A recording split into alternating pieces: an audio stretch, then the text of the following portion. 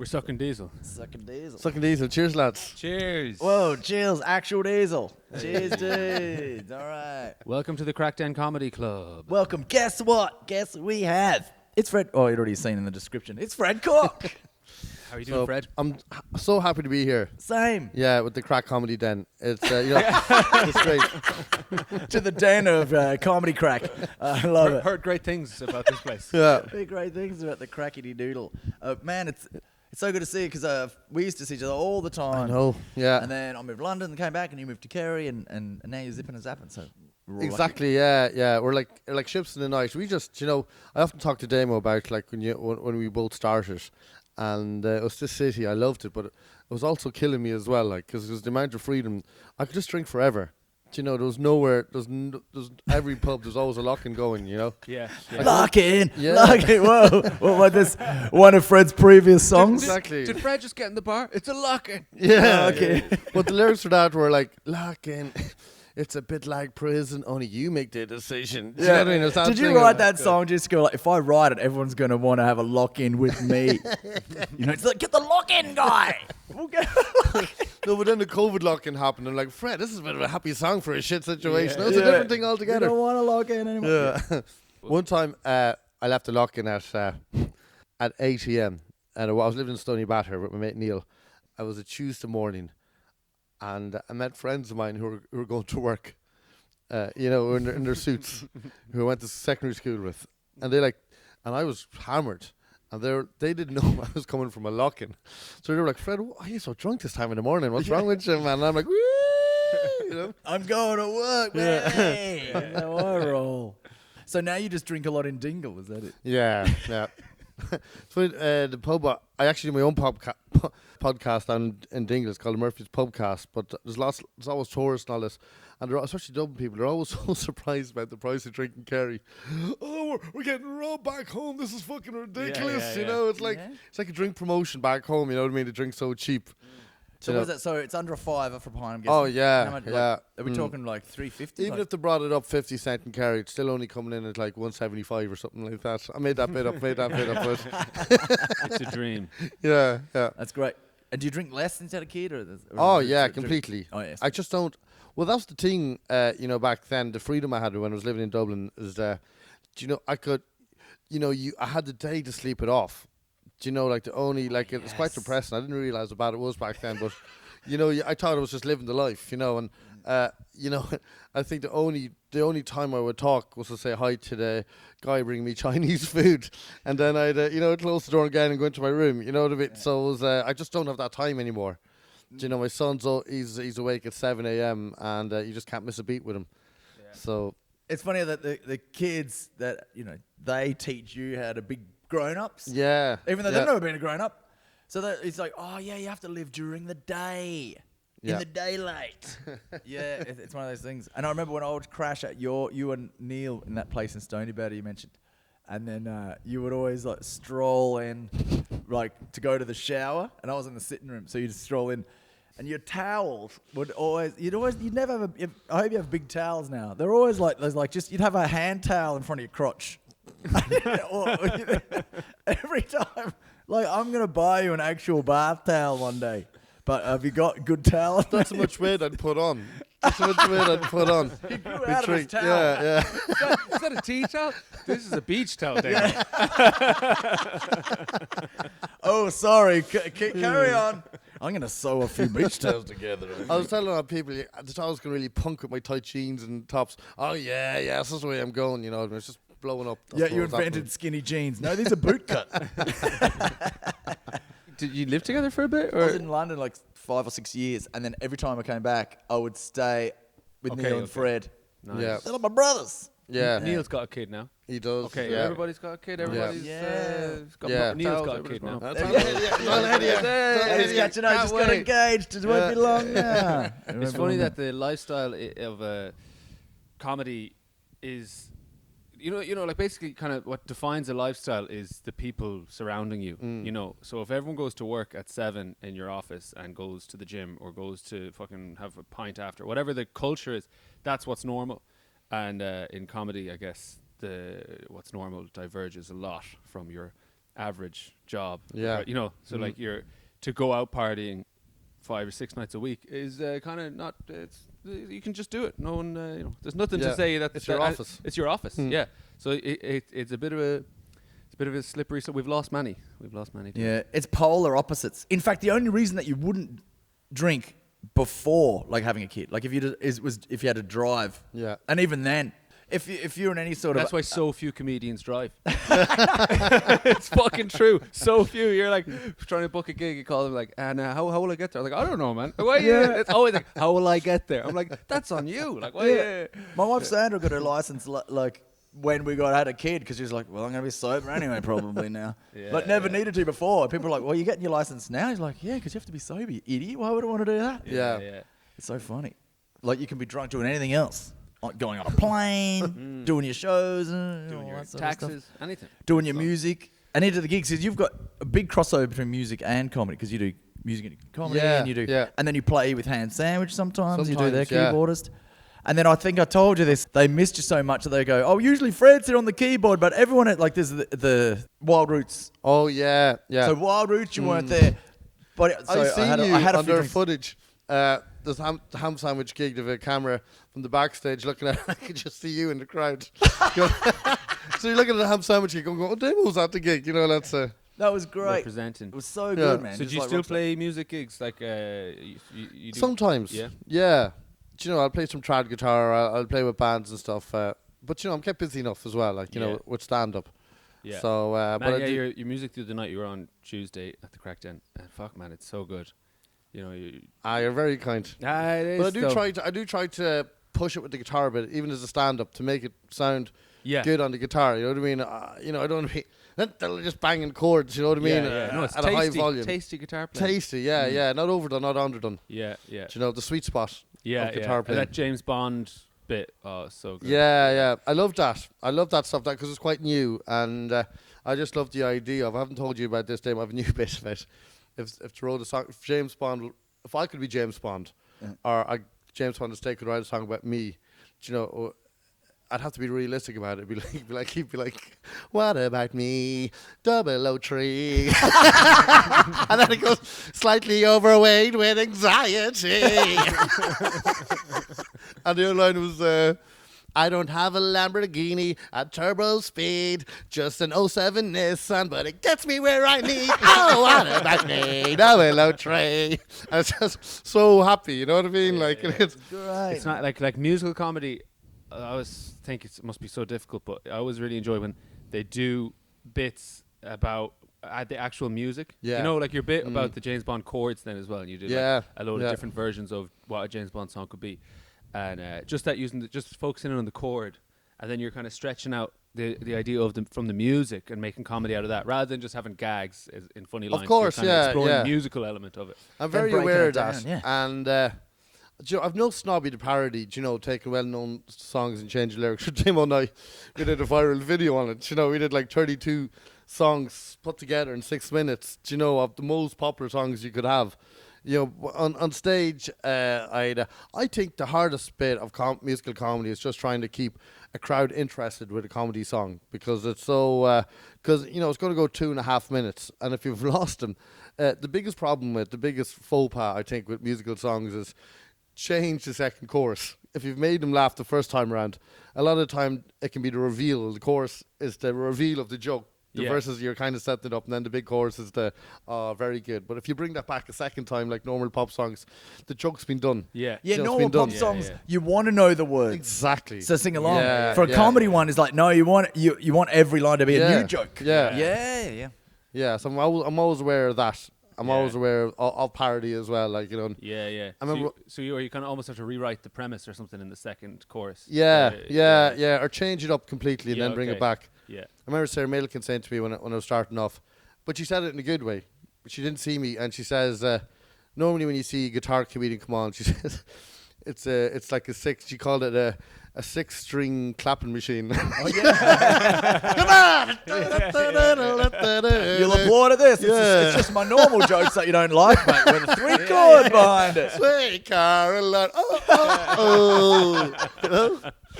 So I'm always aware of that thing as well. Do you know what I mean? I never Yeah, want to go there as well. Mm.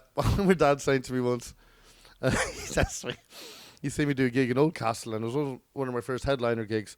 And Dad says, he goes, "You're lucky, Fred, you're a guitar comedian because you know, if it's not going well for you, you can always play an old song for them or something like that." Well, this is not going well. Yeah, Caught in yeah. a trap. So that's another thing I'm aware of, is the crutch of Yeah. musical comedy. Do you know what I mean? That I've seen use. You know what I mean? I try to. I think with musical comedy, I try to be like a singer-songwriter without any of the songs. You know? yeah. I do all the in-between talking bit. You know when Glenn Hansard and they've all talk in between it. I do more of that. In fact, I do loads of it. Yeah. The whole thing is full of that. In between, like Christy Moore talking in between songs. But I don't actually sing full. I do little segments of it. Yeah, yeah. I'll go in and, you know, have a bit about nostalgia and pop music. You know, pop is so nostalgic. You know, you can hear something, but it exists, and no matter what age you are, nostalgia exists. Like I was picking my son up in the childminders. This is true. Like there was 2 5-year-olds beside each other, and they were dancing to Harry Styles' "As It Was." Yeah. And it's as if one turned around to the other and went, "Oh man," like they're 5, and one went, "Oh, they don't write them like they used to." You know?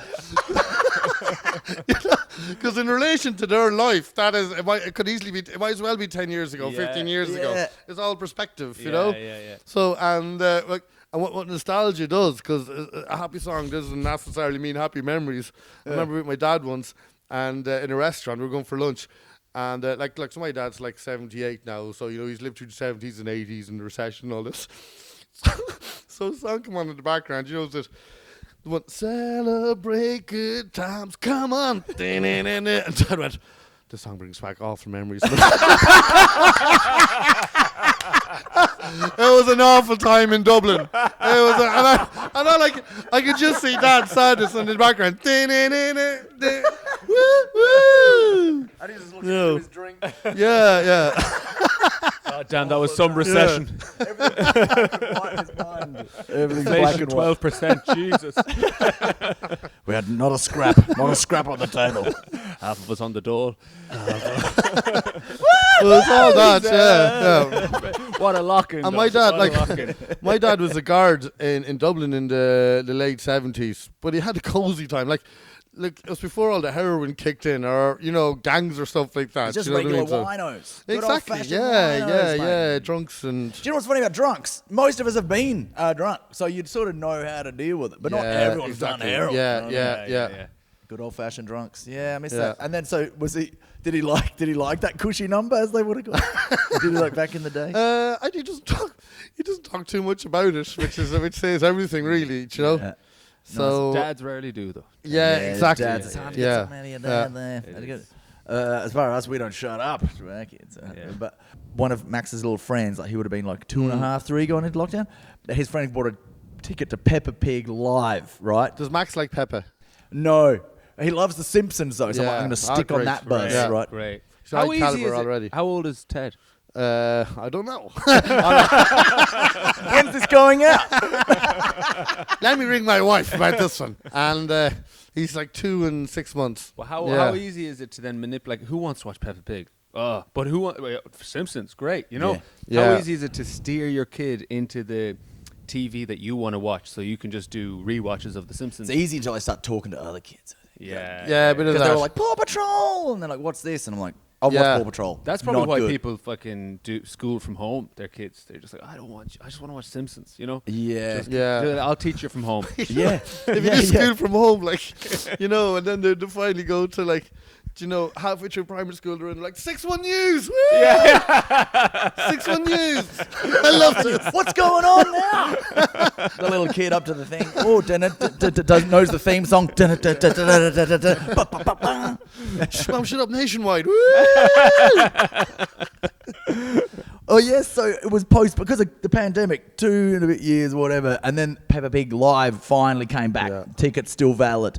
So Max's little mate Julia was like, "Let's go to Peppa Pig." They're like 4.5, nearly 5 at that stage. How much are we Half talking their about life. for Just tickets to Peppa Pig? How much? Oh, well, luckily I didn't buy them. So Okay. it was a gift. But like, you'd never seen these jaded You used kids. to go out with Peppa. I don't want to talk about it. Me and Peppa, man, we used to double date with. It was me, Kermit, Miss Piggy, Pepper, and me. It was a great. Yeah, I do love ham.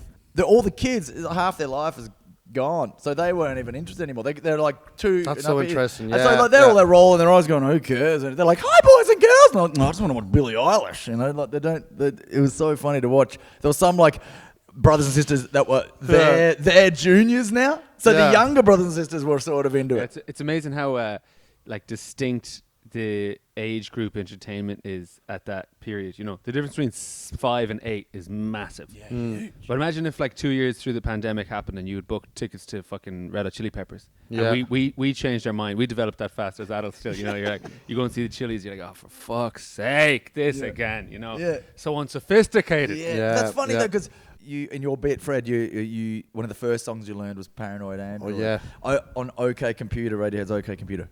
Such a good album. I'd always flick on the CD. I'd go to that Paranoid Android, and then what's the one after that? The track after that, Subterranean Homesick. Oh, yeah, such a good tune.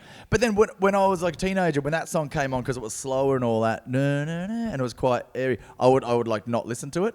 But now I'm older, I skip straight to Subterranean Homesick because I'm like, I just want to float now. You know what I mean? Like the same album, but the difference, like just what we're into now. It's mad, eh? Isn't it? And you look at some albums, like, you know, Whippin' Boy. I got to rap them, and I used to love them as a kid. And like their big song When We Were Young, which I always thought, you know, when I was so young, I think it was 15 or 16 when it came out.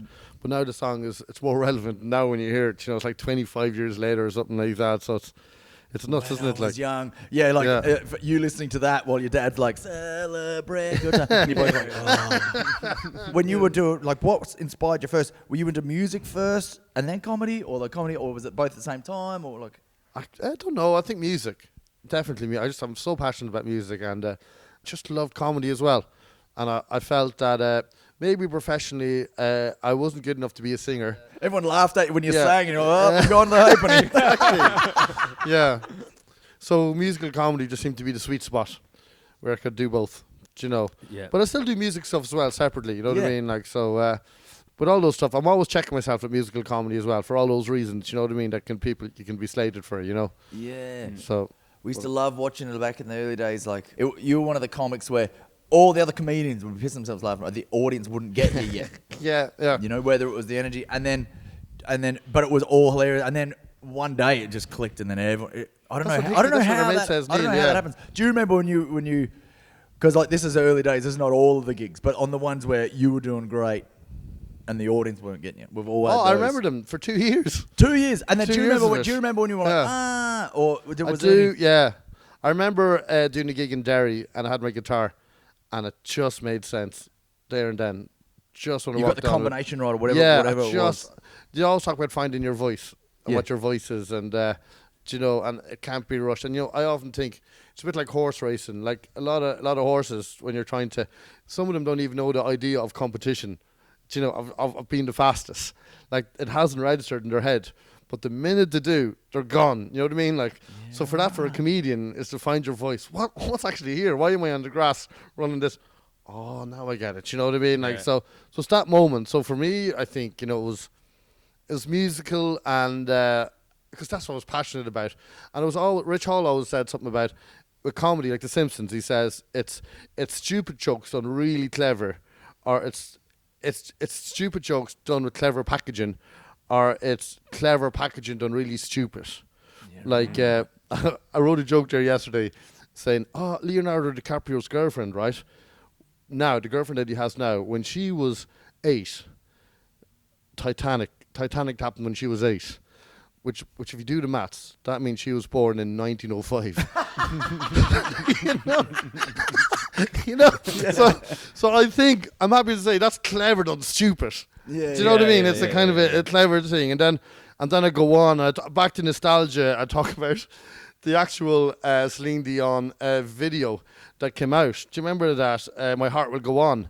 Yeah. And like, I love music videos that represent films, but like, talk about when the key change happened in that music video, and then you can see the bride the boat break in half. I'm like, fuck, man, don't ruin the movie. Don't ruin the movie for us, you know? And So sometimes when someone sings a really high note, glass smashes. Yeah, But yeah, she's sang so high that a ship snapped in half. That's what it looked like. You're here. That guy falling down and bouncing off that thing. Bong. All these people on the Titanic holding their ears. God damn it, Celine. What? So you moved to Kerry. Yeah. Speaking of tragedy, no. You moved to Kerry, and what was pre-pandemic? It was a massive change. Like for everyone, I guess the whole lockdown thing was massive. But you know, I was kind of gigging a lot in Dublin, and we started dating Julie, and then we just said we'd writing projects to do. Like so, we said we'd go to her auntie's house in Kerry for 2 to 3 weeks. Her aunties. Yeah, which was like the last. Not your Andy's. Not Randy's house. No, you just say like your auntie's. Yeah. Let's go to that Randy place we know. We went to a Randy mate in Kerry before. Yeah.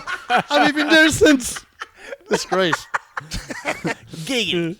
Yeah.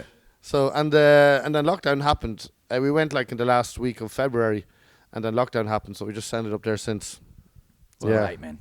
Yeah, it's beautiful, and because of Far and 4, I'm doing a lot of work in London, so it's easier for me to. It's easier for me to get to London from where I live than it is if I was living in Dublin. Do you know, through that you just walk through Kerry Airport. Oh, I thought you were going to just walk to the airport.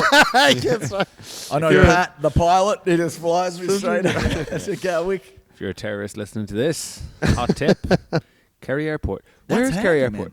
Far and 4, so it's just outside of Killarney. Okay, nice. Yeah. Straight into London, eh? Where do you gig at in London? It's like Bus Air in the Sky. You know, that was a Sharon Mannion line. But it is like it's so. The tickets are cheaper than like air coaches or trains or. So it's and it's like I know all the staff at this stage, even though the pilot. Yeah. How's your son? What age is he now? Yeah. Great job last week. We brought your favourite sandwiches again. He's like, thanks, guys. Yeah. How would you find it? Big difference moving from Dublin to Kerry?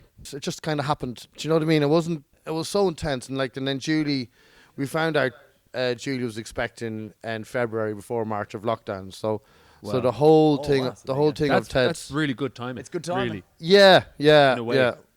There's Chinese guys ringing me going like, "Get her pregnant now." I'll let you know. You'll thank me later. You'll thank me later.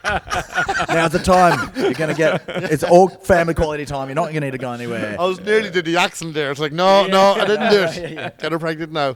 And just buy loads of toilet paper, and that's all. That's all I'll tell you. I can. I'm okay with the quietness and the remoteness of it because we do live like half up a mountain, and it's quite remote. But the internet's good, and I have a half decent good car. And so I'm okay with that. It'll be tough enough for Julie now. Like we will have to move. Do you know, it's kind of because she knows all her friends. They're just on the other side of the mountain. And, sounds like something from like 400 years ago. So on the other side of the mountain now. Yeah, something from Lost or something like that. Yeah. Let's go. The others. The others are on the other side. But I like it. Like I've a podcast there, and I know the community around me, and you got local gigs. Yeah. It's funny about this whole meditation and headspace stuff, and it is very important to be in the moment. But the more I started doing it myself and getting into it, I realised I've been doing this my whole life. Do you know what I mean? I've been always in the moment naturally anyway. Do you know, even I often laugh about when I did the Leaving Cert. Do you know, it was a 3-hour exam. I was saying to a friend of mine yesterday, I just 3 hours looking out the window. Do you know yeah, this is headspace. I've never been so in the moment. Smelling the coffee for the break. And not in the right moment, but in the moment, you know. So I'm so in the moment that I don't really think about stuff too much. Yeah, that's a great way to be. Foresight or hindsight. I generally do, but not much less than most people. Yeah, it doesn't get you uptight about things. Like you're but because of that, I'm probably not as ambitious as I should be. That's one of my problems. That's what we're very disorganised. And but that's because we are in the moment. A lot of people, they can be in the moment and they can think ahead. Yeah. I lack in the thinking ahead. Yeah, me too. And when we're together, we would never organise it. You're just living in the moment because you're not thinking about anything past that very minute. But all our decisions were based on the crack, the fun that we had there and then. That's what sums up the crack, isn't it? Like getting the most. That's why when someone goes, "Oh, I'm not drinking," you're thinking about tomorrow, aren't you? Yeah. For the now. Of course. It riles Irish people up when you're like not having a drink with them because you're like, no, because you're saying yes to now, right? Instead of thinking about your yoga retreat next week. I went full time in 2007, even though I've only been doing comedy 2 months, right? And I was on the dole, so I was full time. But I remember something that sticks with me, and it's probably one of the reasons why I do stand up. Is I went to a boarding school in Cavan, middle of Ireland, and it was quite. It wasn't a posh boarding school. Like, it was cheaper to keep us at home than to keep us in the school. Like, it really was. Like, the priest paid for the electricity and stuff, and the education was free. So you're basically just paying for your food, and but every morning on weekdays you would have to get up at 8. The bell would go at 8:00. You had turn to ring the bell, and then you had 15 minutes to get up and get down to the canteen for breakfast. And if you missed it, you had to do the dishes that day. You know what I mean? Do all the dishes as punishment. So that getting up in that 15 minutes, I hated it. You know what I mean? And it was winter as well. It was dark. But on a Saturday and Sunday and weekends, you had an hour's lie-in. And but your mind was accustomed to waking up at 8:00. So on a Saturday, you'd wake up at 8:00 and you'd be like, fuck, great, I have another hour. And then I'd turn my head back in the pillow and I'd go back to sleep. And since I've done stand-up comedy, I get that feeling every day. Yeah. Do you know what I mean? About freedom. Yeah. It's freedom that I'm asking for, because I don't like to work on a clock. Yeah. Generally, and it's and when I went full time in 2007, do you remember I was living in Harold's Cross at the time, and that room there, I just remember the freedom of it, books around me and CDs at the time, and I was I felt I made it then. Do you know what I mean? Like, no matter what happens in the future, I've kind of arrived to where I want. Now, obviously, you want to do better and you want to do more, but just the freedom of having it. Having another I know hour. I've got a son and it's all fucked. Okay, thanks for joining us. That's all, folks. And that's Peppa Pig again. Shut up with your catchphrase. Oh, man, that's right. But it's a new lease of life and new material. Yeah. I look the whole dad comedy stuff. I haven't too much of it. I might get it now that he's kind of his imagination is starting to develop himself, you know. And I love being a dad, and I love the caring aspect of it, and it's quite tiring, but I don't mind that. I love it, but I just can't find I find it funny one-on-one. I just can't make content out of it to bring it out to the audience yet. Just nothing there, like. Yeah, it's funny because no one wants to hear about your kid if it's all going well. That's what I feel. That's what I feel. Yeah. Your kid's got to do something really embarrassing, and then you're the butt of the joke, or you learn something and you're the butt of the joke. You know, it has to. You always have to come across as the idiot. When I hear Chris Kent stuff, it's kind of connected with other people's parents and stuff like that. You know, so we're kind of social situations. Yeah, with the social kid. situations with the kid. So we're not just there fully yet. And also I think as well, like people who come to comedy gigs, they're getting away from their kids for the night. The last thing they want to do is hear someone talk about their kid. Do you know? All right, jeez, okay. Yeah. No, maybe like probably wrong. No, and that makes it remind them, like, oh, geez, the babysitter.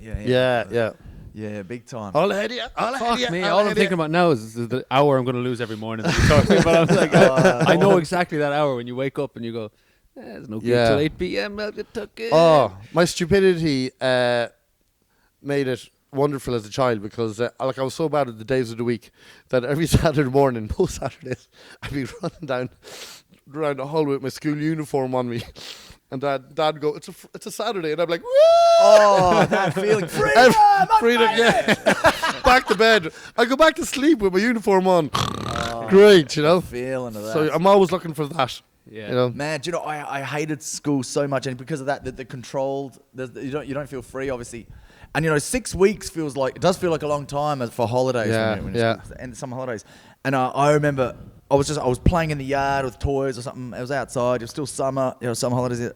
Went to my dad. I was like, I wanted to keep the happy feeling, so I went and it was like, Dad, how much longer we got on holidays? I was thinking, I'm just like, how much longer? And he goes, you're back tomorrow. Oh, no way.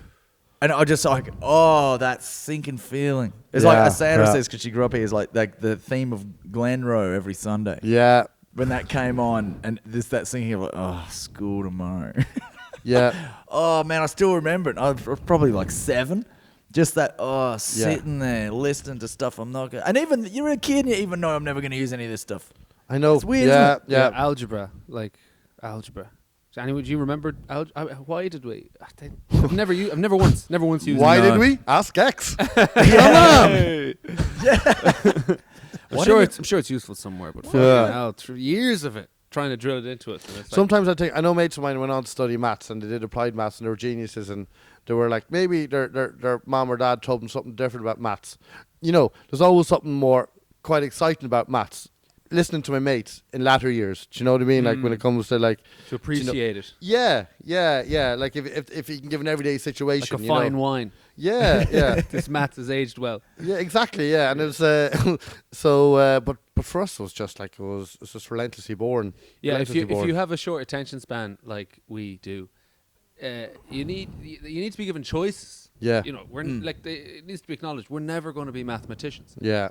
So there's not much point trying to make us mathematicians. Yeah. You know, Yeah. it's just bad fucking planning. Just let us give us an instrument. If you had a bit more freedom, Jesus, we would have done a lot better. There'd be a lot less resentment. Oh mate, and then you'll find this with Ted. Like so, Max is in junior infants, then senior infants, and then one of Max's little mates' older brother is 7.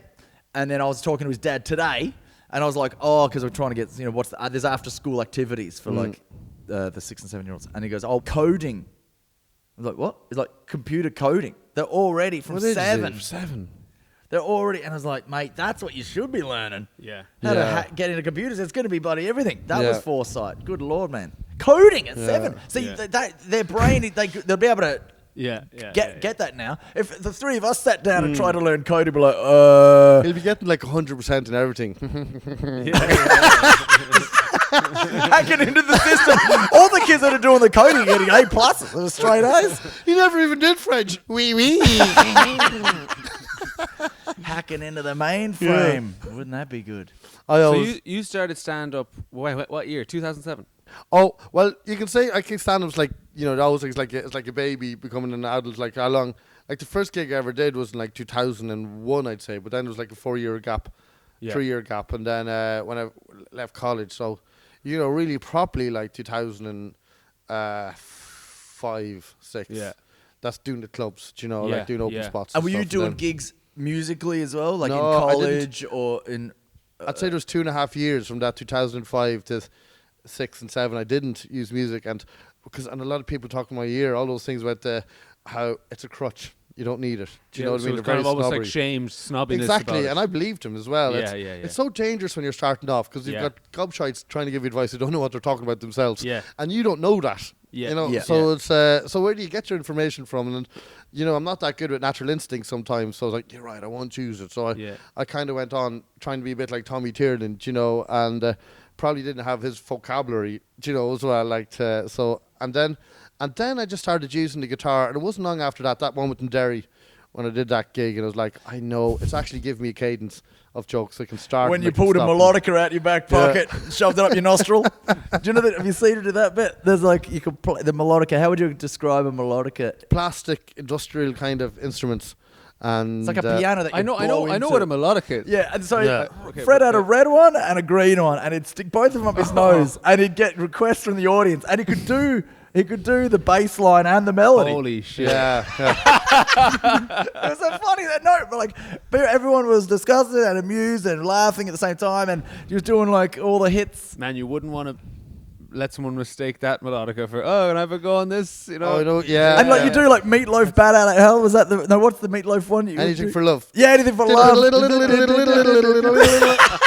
And then someone would go Bohemian Rhapsody, and you're like, all the time. And then you do it, and then you could do all the Bohemian Rhapsody. But I remember the reason why I bought the melodicas. I just wanted to do something different. I wanted to use the keyboard, but David had already got there before me. So I said, shove one up my nose. Yeah. I never played them up my nose. It just looked like that because the fingers are hiding there. Oh, okay, fair enough. And but when I bought his mouth, everybody. I bought the alto melodica in a shop called Piglets or something on South William Street at the time. Don't mention Piglets, man. Yeah. Peppa Pig and me are still. and so just what I bought it. It was like it was £80, 80 euro, and then I was like I played it for like 2 weeks. And then, like, he told me, like, he hadn't sold any of these instruments in, like, 15 years, 20 years. No one was buying them. There was no need for them. And then 2 weeks later, I came back and bought, like, the soprano one, for the same price. And your man's like going, what's this guy doing with himself? Like, has he got a life? He doesn't even have a life, so. Yeah, we haven't sold one of these in 15 years. Do you ever do that anymore? Those, you know. Sometimes I'll do them in London. Yeah, I'll do them in. Nice. I'll do them in the UK. Yeah. Just so I'm just trying to stand out a bit. Yeah, so I'll yeah. do something like that. That's the kind of great thing about some musical comedy or anything in a way. Yeah. But if you something that stands out, it'll last a fucking lifetime. Yeah. You know, a little thing like that, like that's really enjoyable to watch and listen to. That's always there. Whereas if you're doing a fucking bit on the pandemic or you're doing a bit on whatever, Trump.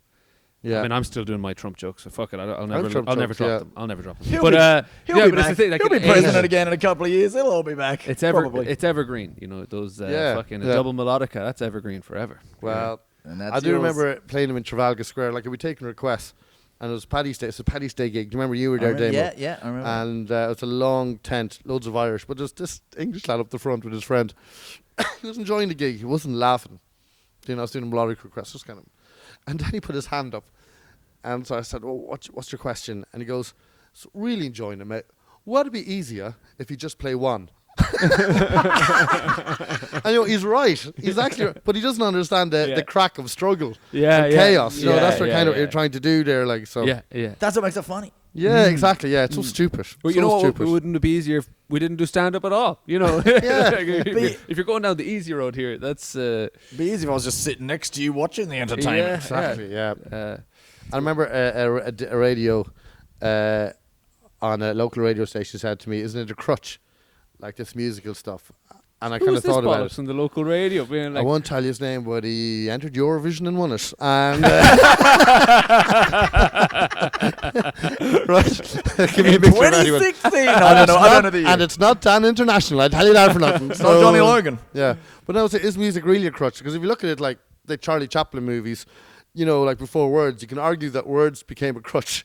Yeah. There was something extra that was added on. You know what I mean? To create funny, like so. Yeah. Funny's funny.